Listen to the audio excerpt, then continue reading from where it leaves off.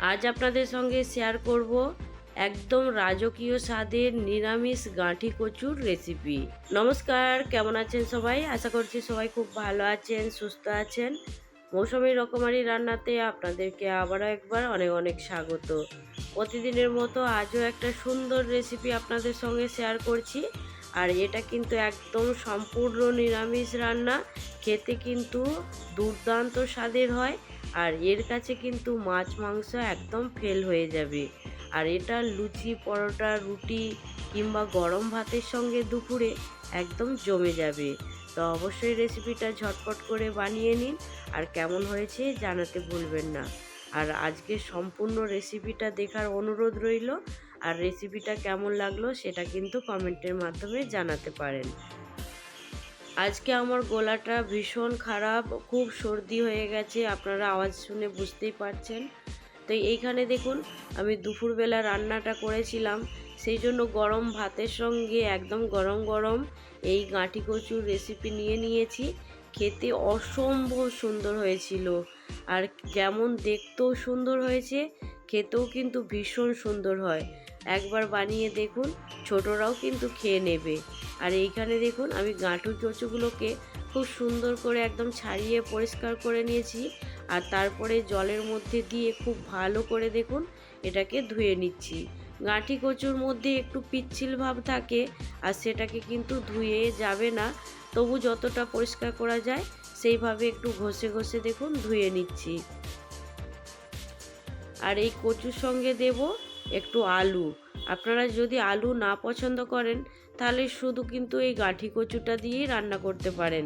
আর এই রান্নার মধ্যে কিছু টিপস আছে, আর কিছু নতুন জিনিস আছে, আপনারা দেখতে পাবেন। এইখানে দেখুন, আমি আলুগুলোকেও খুব বড় বড় করে কেটে নিয়েছি। তো এইখানে গাঁঠি কচুর পরিমাণটা একটু বেশি আছে, আলুর পরিমাণটা একটু কম আছে। তো অবশ্যই কিন্তু আপনারা পছন্দ মতন কম বেশি সবজিটা কেটে নেবেন। তো এইখানে দেখুন, আমি গ্যাস অন করে একটা কড়ার মধ্যে জল গরম করার জন্য রেখে দিয়েছিলাম। আর জল দেখুন একদম ফুটন্ত অবস্থায় আছে।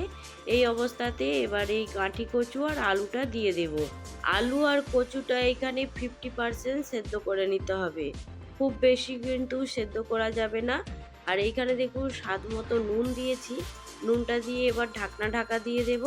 আর 50% পর্যন্ত সেদ্ধ করা পর্যন্ত অপেক্ষা করব। যখন এটা 50% সেদ্ধ হয়ে যাবে, তারপরে ঢাকনাটা খুলে আপনাদেরকে দেখিয়ে দেব। তো এইখানে দেখুন 50% সেদ্ধ হয়ে গেছে। এবার এটাকে জল থেকে ছেঁকে তুলে নেব। খুব বেশি সেদ্ধ হয়ে গেলে তখন কিন্তু ঘাঁটা ঘাঁটা হয়ে যাবে, আর তখন কচুগুলো আর গোটা থাকবে না। সেই জন্য এখানে 50% সেদ্ধ করবেন, তারপরে গ্যাসের ফ্লেমটা বন্ধ করে দেবেন। এবার দেখুন জলটাকে ছেঁকে আলাদা করে নেব। জলটাকে ছেঁকে আলাদা করে নেওয়ার পরে আমি একটা পাত্রের মধ্যে দেখুন সুন্দর করে নিয়ে নিয়েছি। আর এর মধ্যে কিন্তু কোনো রকম জল নেই। এবার এর মধ্যে কিছু মশলা দেব, মশলা দিয়ে সুন্দর করে মাখিয়ে নেব। এখানে দেখুন সামান্য হলুদ গুঁড়ো দিয়েছি। এবার দিয়ে দেব খুব সামান্য পরিমাণে লঙ্কার গুঁড়ো। তার সঙ্গে দেব খুব সামান্য পরিমাণে একটু জিরে গুঁড়ো, আর দেব খুব সামান্য পরিমাণে একটু ধনে গুঁড়ো।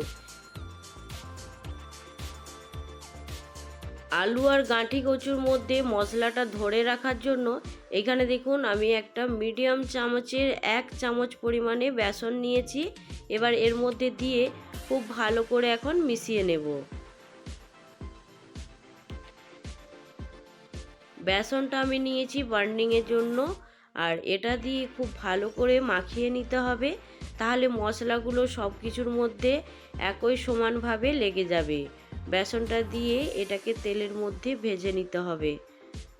অবশ্যই রিকোয়েস্ট করব এই রেসিপিটা আপনারা একবার বাড়িতে বানিয়ে দেখুন।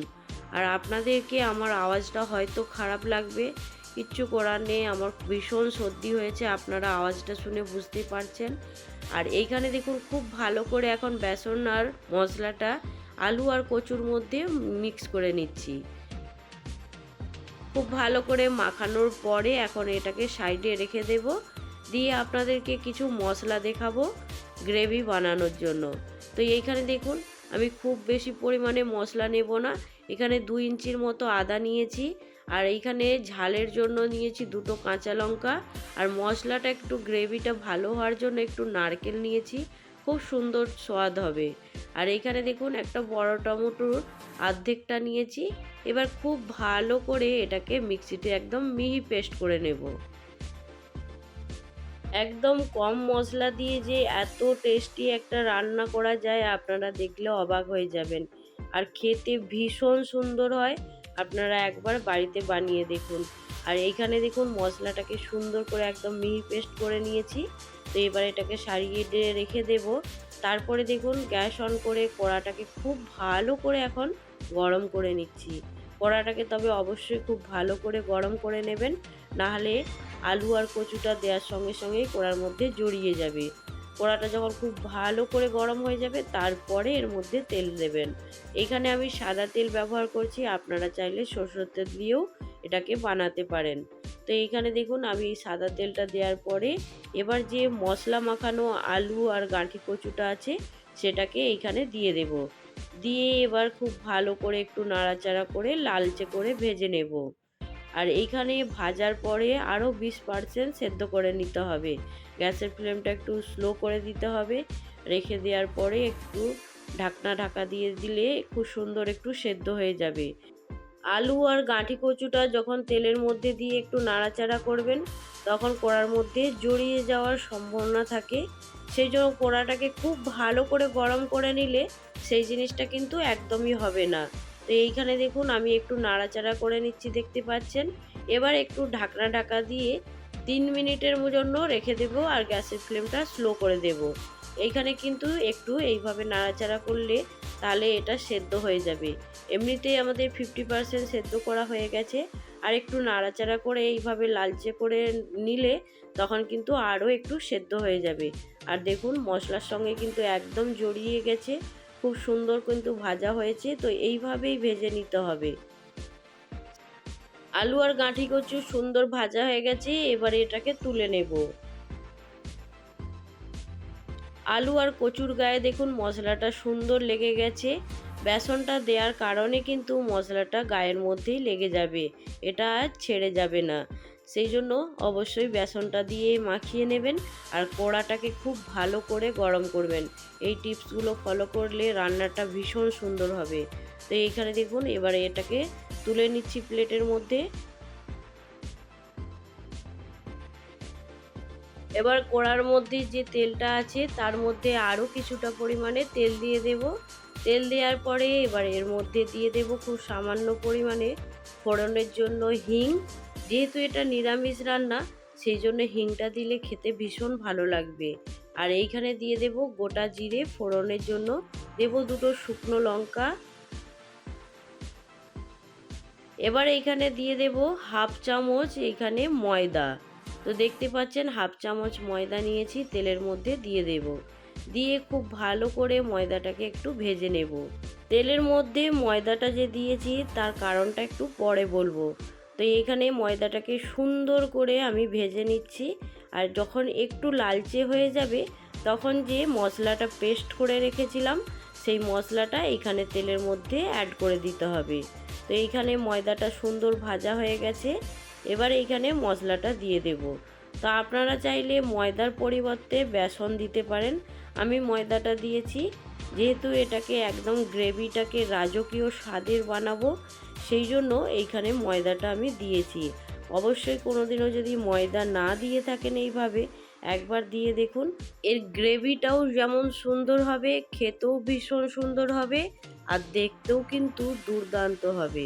তো এইখানে দেখুন খুব ভালো করে মশলাটা এখন কষিয়ে নিচ্ছি।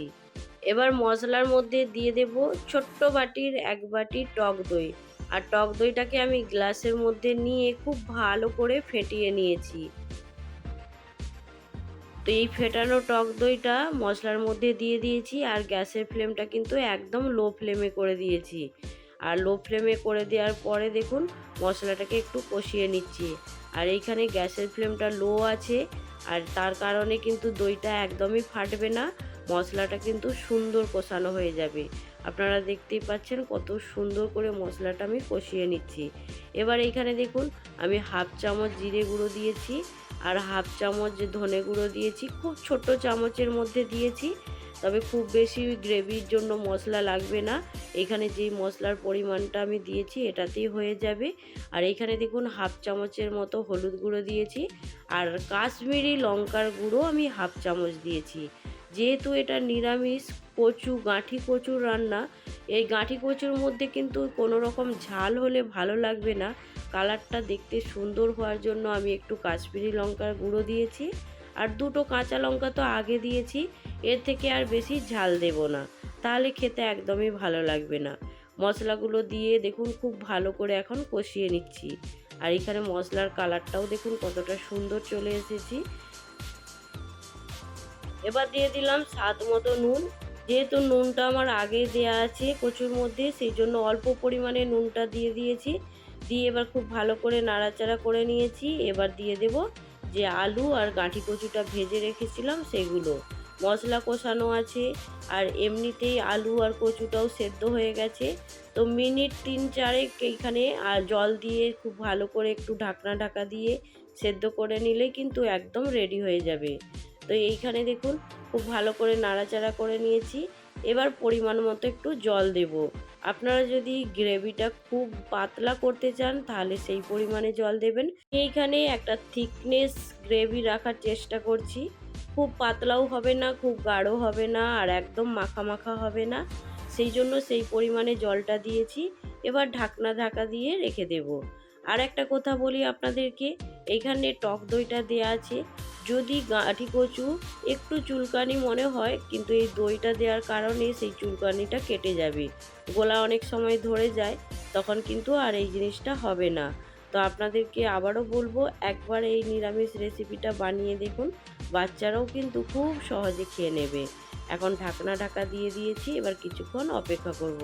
কিছুক্ষণ অপেক্ষা করার পরে এবার ঢাকনাটা খুলে একটু দেখে নিচ্ছি।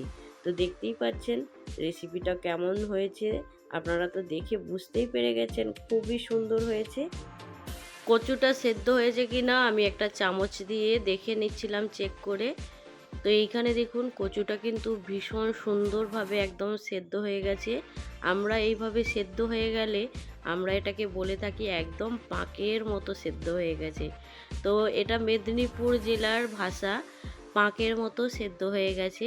আপনারা অবশ্যই জানাবেন আপনারা জানেন কি না এই ভাষাটা। তো অবশ্যই এইখানে আমি বলবো, যারা মেদিনীপুর থেকে দেখছেন তারা কিন্তু জানে। আর এইখানে কচু আর আলুটা ভীষণ সুন্দরভাবে সেদ্ধ হয়ে গেছে, আর গ্যাসের ফ্লেমটা আমি এখন বন্ধ করে দেব। আর এইখানে কিন্তু রেসিপিটা দেখে আপনাদের কি মনে হচ্ছে অবশ্যই কিন্তু জানাবেন। আজকের রেসিপি আপনাদের কেমন লাগলো সেটাও কিন্তু জানাতে ভুলবেন না। ভালো লাগলে অবশ্যই একটা লাইক দিয়ে দেবেন। আজকে যারা প্রথম আমার চ্যানেলে ভিজিট করছেন, আপনাদেরকে যদি এই রেসিপির কোনো অংশ ভালো লাগে অবশ্যই কিন্তু আমার চ্যানেলটা সাবস্ক্রাইব করে আমার পাশে থাকবেন। দুপুরবেলা গরম ভাতের সঙ্গে কিন্তু একদম জমে যাবে, কিংবা লুচি রুটি পরোটা নিরামিষ দিনে তাতেও কিন্তু দুর্দান্ত লাগবে। তো আজকের রেসিপি এইখানেই শেষ করছি। পরবর্তী রেসিপি নিয়ে খুব তাড়াতাড়ি আরও একটা নতুন ভিডিওর সঙ্গে দেখা হবে। সবাই ভালো থাকবেন, সুস্থ থাকবেন, বাই।